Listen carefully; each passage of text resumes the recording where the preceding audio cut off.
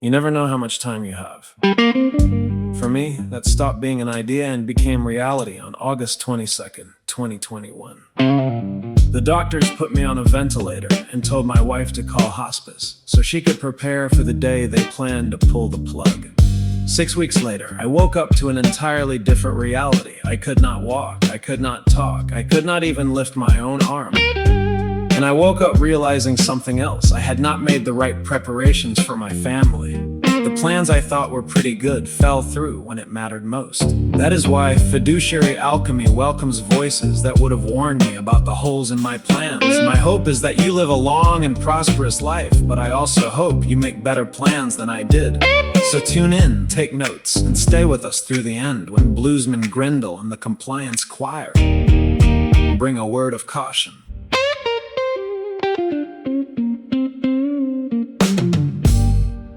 Today, I want to welcome Erik Brenner. He is the president and CEO of Hilltop Wealth and Tax Solutions. That's key. It's not just wealth, it's also managing the tax. They are a fiduciary firm that integrates advanced financial planning with in-house tax strategy. Erik brings over 30 years of experience, and he specializes in helping high net worth individuals, including pre-retirees, business owners, and medical professionals, transition from saving and building to preserving and distributing wealth with confidence. Erik, welcome. Hey, thanks for having me, Craig. Glad to be here. It's good to have you back again. And it just so happens we've been chatting a couple days in a row here. Yeah, exactly. I remember the first time we talked. So you've obviously been on Leaders and Legacies, and that was a great interview. But when we were talking, you had a little issue in Florida. You had iguanas falling from the sky. Yeah, we did. Yeah, we when we talked last, I spent some time in Florida. We have an office there as well as north, and a cold spell came in, and that makes the iguanas pretty sedentary, and they were coming out of the trees, and they had iguana warming centers for those of you that are in that neck of the woods. Very interesting. And but the good part is I don't think they die much. They can warm them up and get them moving on again, and they're not used to the cold, that's for sure. Yeah. And what I read was they're considered an invasive species. They I guess somebody brought them in, thought they were cute, turned them, once they weren't cute, they turned them loose. Yeah, there's definitely there's a few of them around for sure. Wow. And so, but today you're not in Florida, you're in Indiana. That's correct. Yeah. So you have a big office in Indiana, you have another office in Florida. Do you have any other offices? We have an office up in the Detroit area, Royal Oak, and then we have an office in Northwest Indiana it's Chesterton, Indiana, as well as really we work with people from all over the country. Wow. Let's talk about that. I mean, that's a big deal, opening multiple offices. How'd that roll out? I mean, it started by a couple different scenarios. One is Florida office really started by me going there, clients going there, maybe in the winter, seeing clients, and thought, it's kind of nice being there in the winter. More and more clients are retiring. A lot of them do go down to Florida. And so we started with a small office, and we've kind of grown from that perspective, just because of the need for really, really good comprehensive advice that we give. And so we're really pleased that we're continuing to grow that area. Wow. And I mean, that's when I think about it in terms of complexity of businesses, it's challenging for most folks. It's challenging for me to run one office, and then to start opening up multiple offices. What sort of challenges did you run into as you opened up new offices? Well, I mean, there's multiple. One is, not having everybody kind of under one roof. And of course, COVID changed that a lot. changed my view on it, that, okay, need to be under a roof versus, we can not necessarily. So technology's helped. And then you get into find a location. You get into, do you hire people from there? Do you hire people from other areas? In the work they do. But overall, it's been a fun challenge. And we're pleased and happy that we have that, opportunity to work with folks. Um, there's 10,000 plus baby boomers retiring every day. So for a while here, so people, not all of them, but a lot of them go to warmer weather in the winter. Yeah. And, so we want to help, make sure that, they're making the right financial decisions. Yeah. Well, and one of the things that we talked about before were RMDs, required minimum distributions. And I think you were the one that taught me these are a fairly new creature. If you were getting advice, 10 years ago, 12 years ago, RMDs were not an issue. When did they show up on the scene? Well, I mean, they've been around since the really the IRA laws, the qualified plan laws, as far as when you had to draw out. The difference is, our parents, grandparents, their retirement, many of them had pensions. A lot of them didn't have retirement plans. They didn't know what a 401k was. So when they retired, they had a choice. Do I leave something to my spouse if I die on a monthly basis? They didn't manage assets, right? They didn't see an account statement. The check showed up in the mail. And what happened is there was that change of pensions have gone away, less and less of them, and savings in those plans, like 401ks, 403bs, for those plans that you get to deduct today, but are tax deferred, now are the way people are saving money. So what happens is people can wake up from savings and growth in the investments, a company matches, and all of a sudden they have a pot of money they got to do something with. And they have to draw from it every single year. And oftentimes people think it goes down, and it doesn't. It'll actually go up every year. So we call it kind of a tax bomb, that's just waiting to happen, that you continue to defer. And then all of a sudden, you've got these withdrawals that you have to do. And fortunately, you don't need the money necessarily, because you have enough. But you've put yourself in a position that maybe higher taxes, higher cost on your Medicare costs more. It's called IRMA. And you might be locked in. So the old saying, you'll be in a lower tax bracket and you'll retire. A lot of times we don't see that to be the case. Wow. And I think that's a surprise for a lot of people. I would say, except for the fact that I talked to a lot of folks like you, I would have assumed that, hey, my tax rate's going down. I'm just kind of plucking out these funds as I need it and living, a comfortable life. But what you're talking about is I could be in the highest tax bracket of my lifetime. You could. And a lot of times what we see is someone retires and actually their taxes do go down for a period of time, just based on where the money's coming from, how it's, because now in our tax system, your streams of income could be taxed 3 or 4 different ways. Could be tax free, could be lower taxes than ordinary income rates. There's different ways that it's taxed in the tax code. So that could drop down for a period of years. And then all of a sudden, required minimum distribution age kicks in, and then there it is. And then it starts going up from there. And yeah, you could be. The other thing is that we don't know where the taxes are going to go. I don't know where they're going to go. When I ask people, very few say it's going down, right? Or staying the same. Most people think it's going up. So you got to plan for what day. We're in a 40-year tax low. And they changed the laws in 2020, called the Secure Act. And a lot of it was due around these plans, IRA plans, retirement plans, having so much money, because that's the way people are saving. Yeah. So what did the change in the law do? Well, and the changes, one of them was, when do you have to take out? So it used to be 70 and a half. Now it's 73 or 75, depending on your age of birth. So they've pushed it back a little bit. Might not be the best. It sounds like, okay, I don't have to draw out till 73 or 75, but they did that. The other big thing is passing it on.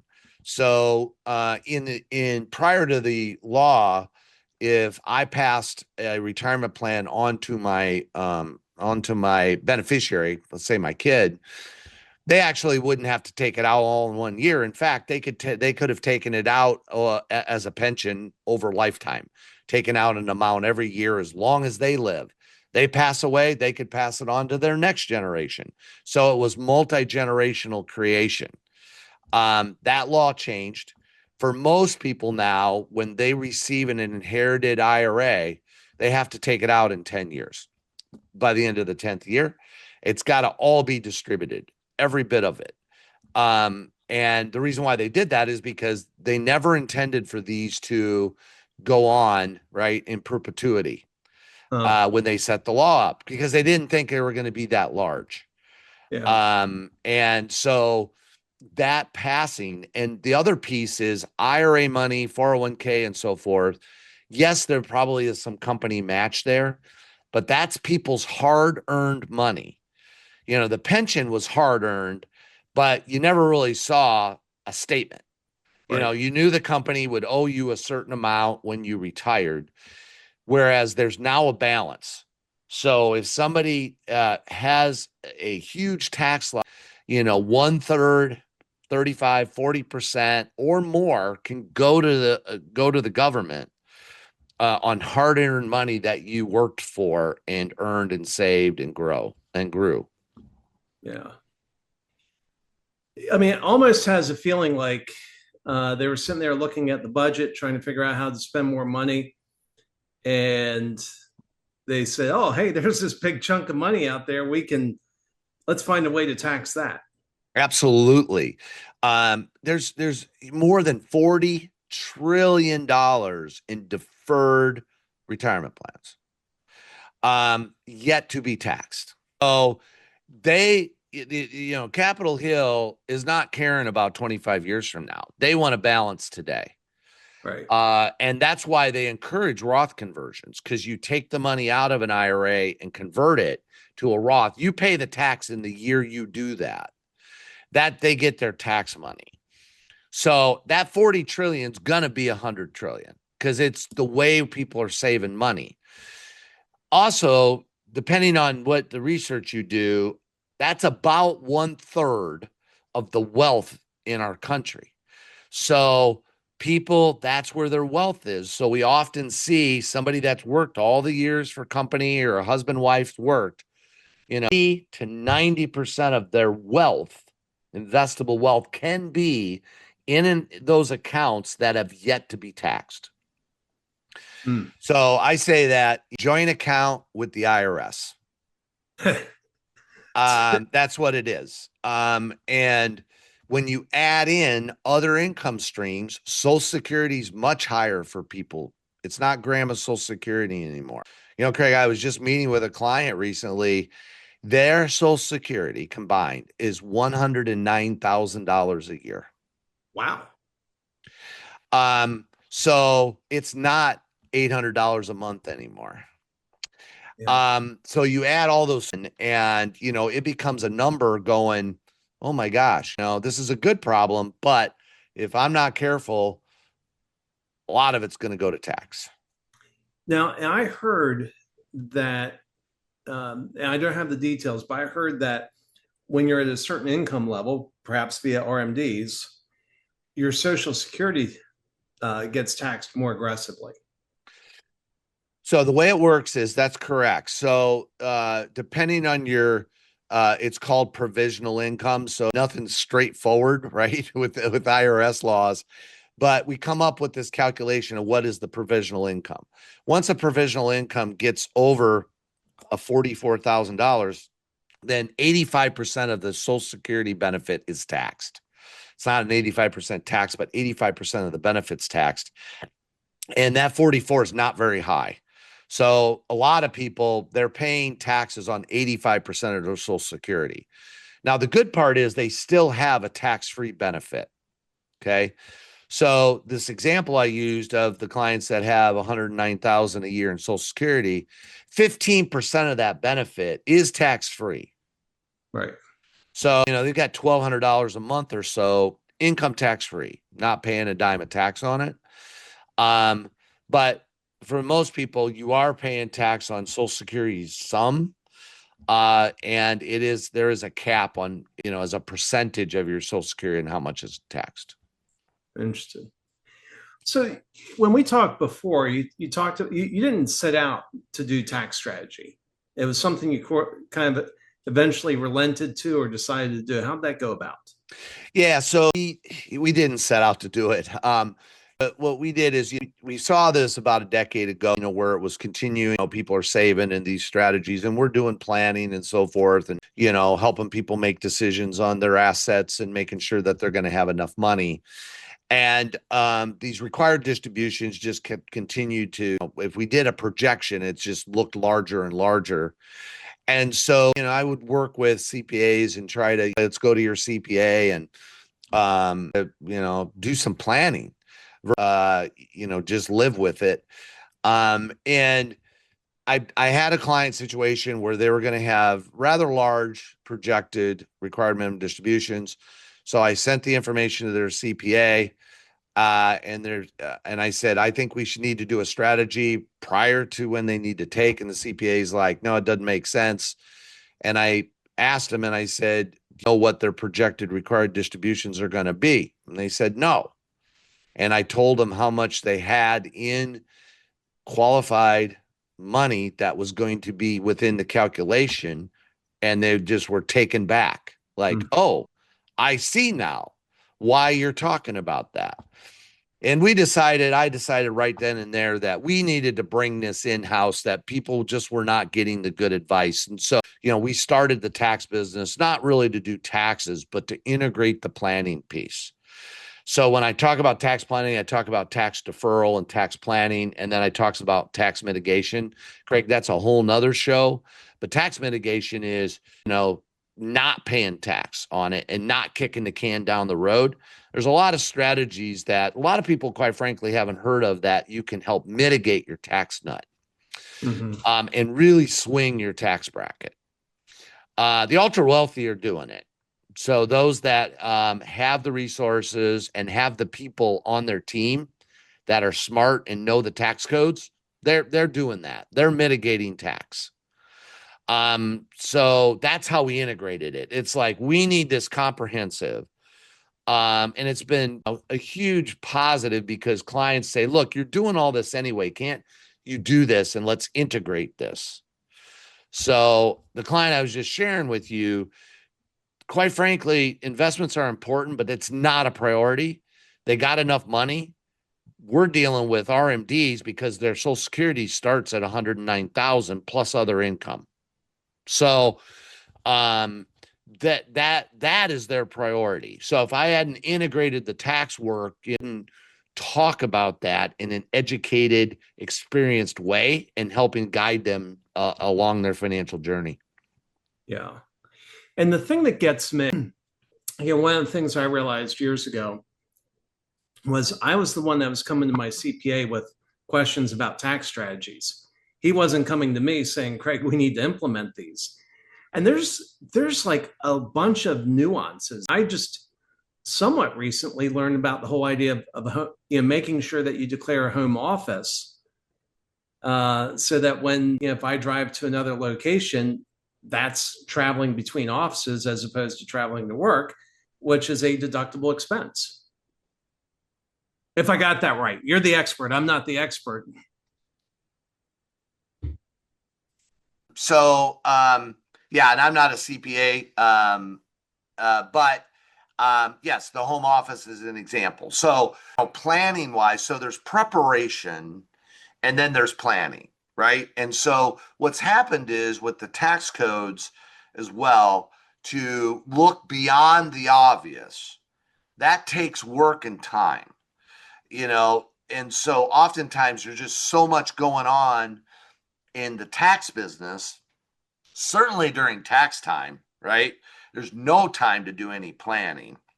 And it's not that they wouldn't know it if they didn't study it and know it and so forth, but it's just not, you can't be all things to all people. So that, the planning part is really, really important. Yeah. Well, it's a huge deal for me. I recently moved a little bit outside of Austin, a little bit further out, and I have an office in Austin, and all of a sudden that drive back and forth, that's all deductible mileage. I can reimburse myself for that mileage and have it as a deductible expense, and it's big, adds up quickly. Yeah, it does. Absolutely. I think that's one of the things that is not immediately apparent when people are looking at different firms is they probably come in thinking, well, I just need a wealth manager.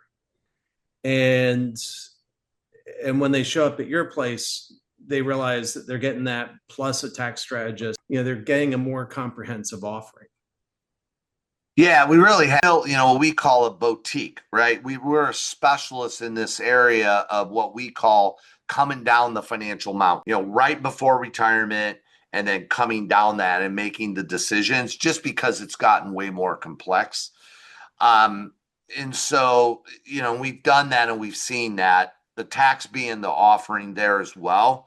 Mm-hmm. And it's just gotten so much more difficult. I mean, we've had 3 major law changes since 2020. Secure Act 2.0, and the One Big Beautiful Bill. 3 of them in 5 years. And so just the One Big Beautiful Bill was 800 pages. So we've got thousands of tax law changes, a lot of pages. So we're a specialist. And so what we tell people is, there's good wealth managers. They can manage wealth, they can sell you a product, but not all wealth managers, financial advisors are created equal. Mm-hmm. So it's what do they offer to you? And we often find people say and realize, whatever got me to this point was great, but I need someone to take me to the finish line. Right. Yeah. And so I think about my own health, Craig. Years a family doctor was cool. I got it done. Right. All I needed is a checkup. I'm good. Go away. Then all of a sudden my knees start hurting, and my family doctor could help me a little bit. Then I went to an orthopedic, and then I'm a couple years out, I need knee replacements. Right. And the guy I used, right, does nothing but knees. Right. And maybe a shoulder or two, a specialist. So that's what we do. So we narrow down and really work with those folks on a intensive basis. It's amazing to me, Craig. I ask people all the time, I said, if you're working with someone, and we do a lot of seminars, and I ask them and say, how many times has your financial advisor asked for your tax return? And you wouldn't believe the response. Most of it is never, or it's been a long time. And what I say is, they're not a comprehensive advisor. It's impossible to give you really comprehensive advice without knowing your tax situation, period. That'd be like going into the doctor and not doing anything, right? No blood check, nothing. What are you allergic to? You just go in and you start cutting. So not all advisors are created equal. Yeah, that makes sense. Let's pivot a little bit and talk about, the buzz of the day is AI. I've already had 2 or 3 discussions about that, and today alone. How do you see AI impacting your world? Yeah, so I see it a couple ways. One is we can utilize it, right, in some of the tools we use. So an example, we now have the ability to take some documents, right, and kind of do, load them up in AI, and it can do a summary. So, a document reading, analysis documents, things like that. Really time saver to kind of summarize for us. Note taking. So that's a big one. It can take notes, so that helps. We find though, it's not always perfect. Numbers sometimes are off. So what we see it as is a way to enhance what we're doing. It doesn't, AI doesn't replace the one-on-one interaction and the specific situations that someone has and the nuances. And it also doesn't read the client. So in certain situations, it's not just about the data and the numbers, it's about the client, right? And how they feel and so forth. So, we're using it in certain, in areas and leveraging it for sure. But we're also, cautious, if you will, knowing that it's going, obviously grow very rapidly, just not totally rely on it. There's something I've become intrigued by. It's called Clawbot, and they actually have it. It's like a super agent, and people are actually talking about replacing employees with it. But the number one thing they say is don't load it on your main computer because it will have access to your files. And that just kind of tells me where AI is. It still needs a lot of human supervision. Yeah, I mean, there's definitely the many of those use cases, right, that potentially, could cause a lot of harm too, for sure. Yeah. Well, and there's some economists I follow that have been hopeful that AI will help address the labor shortage that we have. What are you seeing in terms of trends in staffing in your field, and how are you tackling those?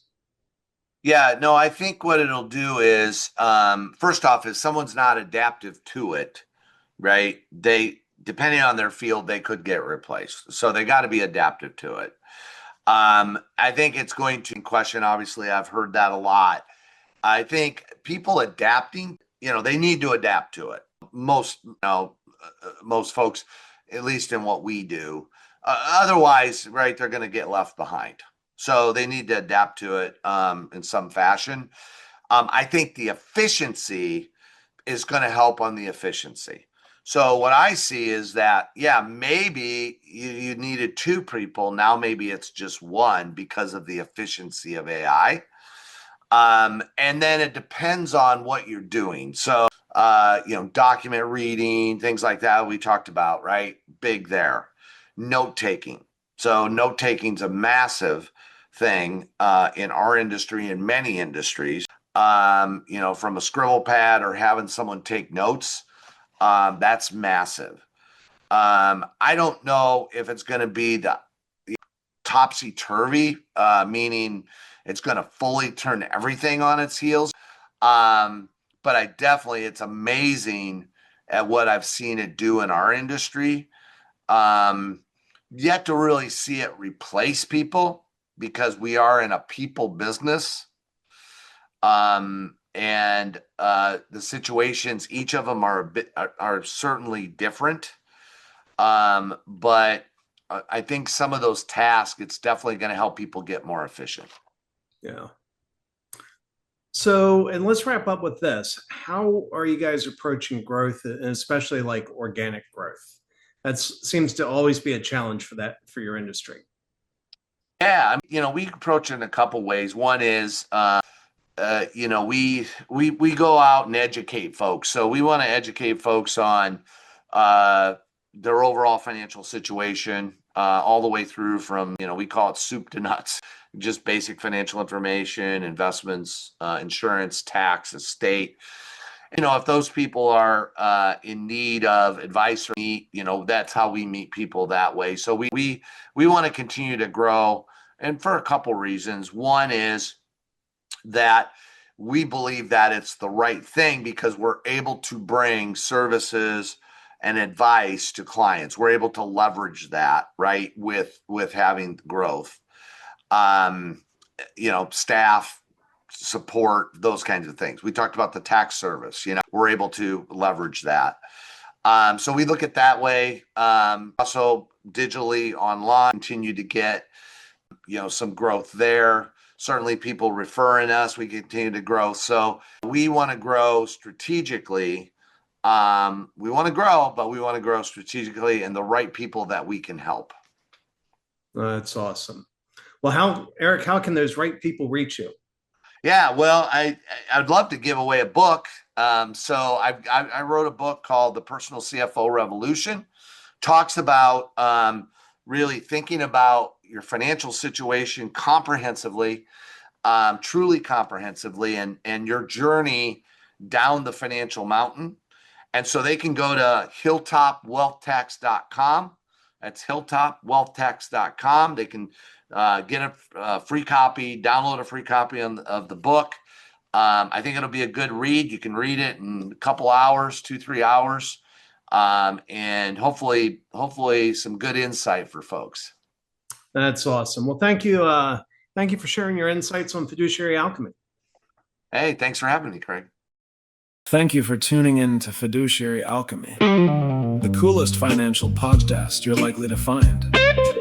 We go looking for voices like the one you just heard because I want you to dodge the mistakes that I made and learn it without the coma, without the drama, without nearly paying the man.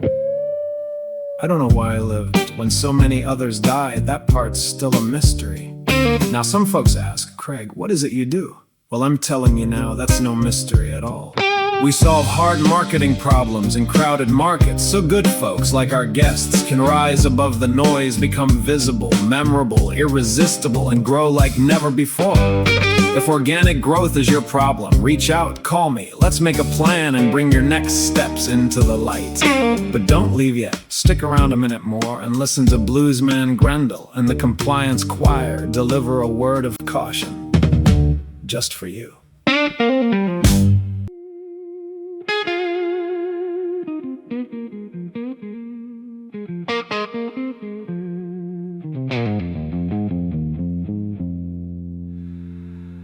This podcast is for information, education, that is all.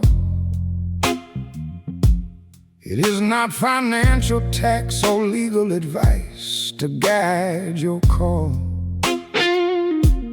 Nothing here's an offer, nothing here's a buy or sell. No recommendation, no solicitation. I'm saying it plain and well. Plain and well.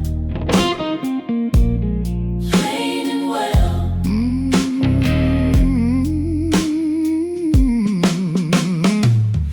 Past performance ain't no promise of what tomorrow brings. Markets turning, people lose on all kinds of hopeful things. Every investment carries risk. Principle can fade away. What works for one won't fit us all. That truth is here to stay. Fade away. Fade away. Here to stay. Yeah, that's the compliance blues. Lord, the compliance blues. Get your own financial, tax, and legal help before you make your move.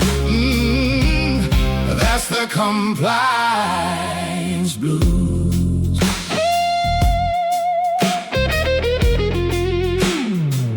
Oh, yeah. Your situation's yours alone.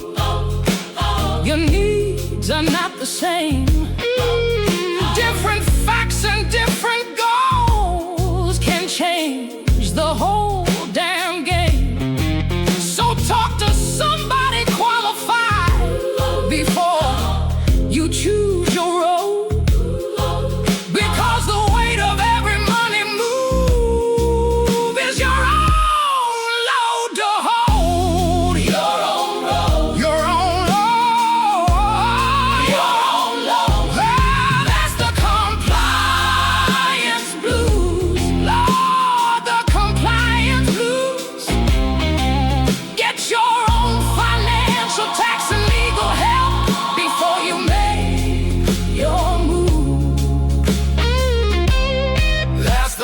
compliance blue.